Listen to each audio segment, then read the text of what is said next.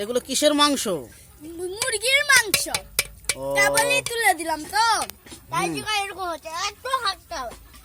মুরগির মশলা, জিরা মশলা, গরম মশলা, আদা রসুন পেঁয়াজ, একটু হাল একটু থাক ভাই, একটু বুড়াম পাম সেই স্বাদ। একটু স্বাদ ভাই। বুড়ি কুটে গেল রে জেনি এটা দিলে। ভাই আমি পাক করতেছি, স্বাদ হলে কমেন্ট বক্সে দিয়ে দিবেন, লিখে দিবেন স্বাদ হলে, আর না স্বাদ হলে বলে দিবেন ভাই। স্বাদ হলে লাইক কমেন্ট শেয়ার করে দিবেন ভাই।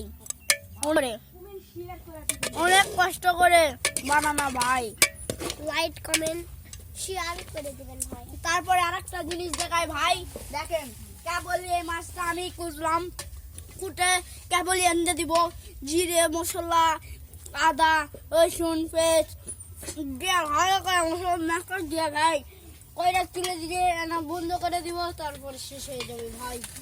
আমরা তারপরে কেমন হবে বলবো নি, এখন এর জন্য বিরাটি।